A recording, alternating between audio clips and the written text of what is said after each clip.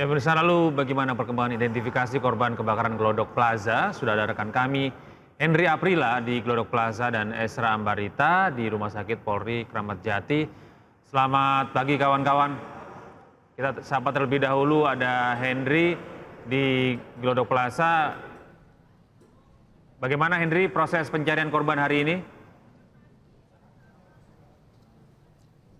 Baik, selamat pagi Gede dan juga pemirsa. Kalau situasi terkini yang dapat kami sampaikan, ini kalau saat ini kami dapat update atau perbaharui informasi terkini, di mana memang untuk proses evakuasi masih terus dilanjutkan. Karena mengingat kalau saat ini sudah memasuki hari ke-6 dari terjadinya kebakaran yang terjadi pada 15 Januari 2025.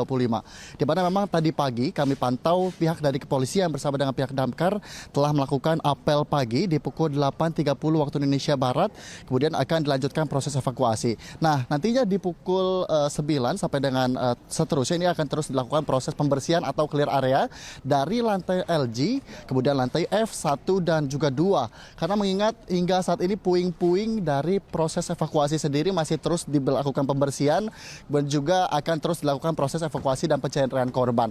Kalau data yang kami terima, ini informasi dari BPBD sendiri, kami melihat bahwa ada 14 korban yang masih dilaporkan hilang dalam insiden kebakaran yang terjadi di Glodok Plaza, Jakarta Barat. Kalau terkait dengan korban sendiri, ini sudah ada 8 kantong korban yang masih atau sudah teridentifikasi, kemudian juga berhasil dievakuasi dari insiden terjadinya kebakaran.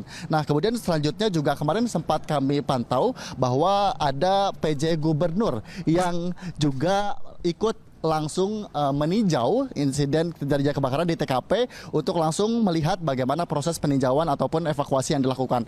Karena juga informasi yang kami terima, untuk evakuasi sendiri ini akan terus dilaksanakan selama 7 hari. Ini menurut dengan peraturan yang sudah ada. Kemudian juga kalau kami dapat tunjukkan sementara, ini visual terbaru di mana memang puing-puing ini sudah mulai membaik atau sudah mulai bersih dari pada sebelumnya, karena mengingat kalau di hari kedua sampai dengan hari keempat memang puing-puing ini masih cukup banyak, dari mulai kaca-kaca kemudian juga kayu-kayu yang terbakar ini masih cukup banyak. Kalau saat ini sudah mulai cukup bersih dibandingkan dengan hari-hari sebelumnya. Kami akan terus pantau karena hingga saat ini belum ada pergerakan yang begitu berarti, karena kalau untuk cuaca ini sudah mulai mendung, tandanya memang ini menjadi satu hambatan juga untuk proses evakuasi sendiri. Kami akan terus pantau di Glodok Plaza, Jakarta Barat. Sementara Gede. Baik, Hendri Aprila, terima kasih melaporkan dari Glodok Plaza. Selamat bertugas kembali. Selanjutnya kita menuju ke rekan Esra yang ada di RS Polri Kramat Jati. Esra, bagaimana situasi terkini di sana? Apakah ada keluarga korban yang kembali mendatangi RS Polri untuk menyerahkan data antemortem atau seperti apa?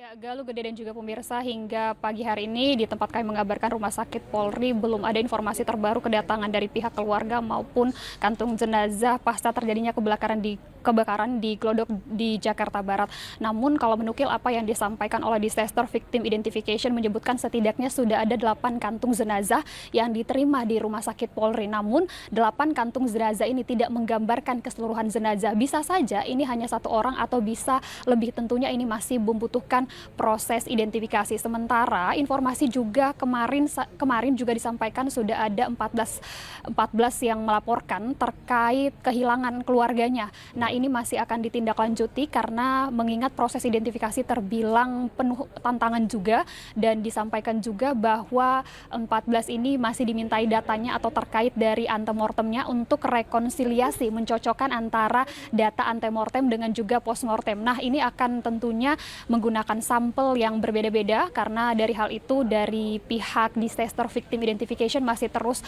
melakukan proses identifikasi. Seperti yang saya sebutkan bahwa ada tantangan dalam hal ini adalah bahwa jenazah yang dibawa kemarin ke Rumah Sakit Polri terbilang cukup untuk visualnya ini terbilang dari luka yang maksud kami untuk korban yang sangat serius, sehingga membutuhkan proses yang cukup panjang, yakni setidaknya disampaikan 1 sampai 2 pekan. Apalagi ini senada disampaikan oleh tim Disaster Victim Identification yang menyebutkan bahwa ini terkategori atau masuk dalam open disaster. Ini artinya masuk dalam kategori identifikasi yang terbilang sangat tinggi, sehingga sekali lagi masih butuh waktu yang cukup lama untuk melakukan proses identifikasi.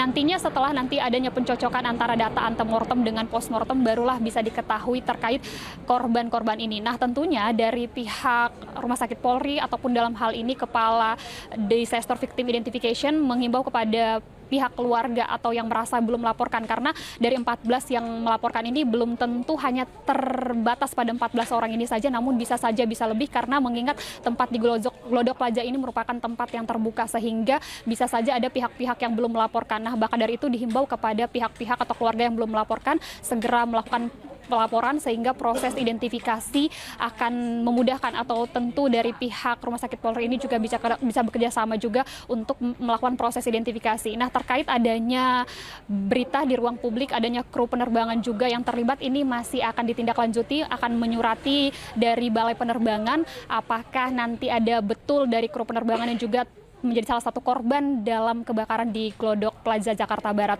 Nah, sampai saat ini kami akan mengupdate apakah ada pihak-pihak maupun keluarga yang akan terus melaporkan perkembangan pasca terjadinya kebakaran di Glodok Plaza Jakarta Barat. Demikian Galuh Gede, kembali ke Anda di studio.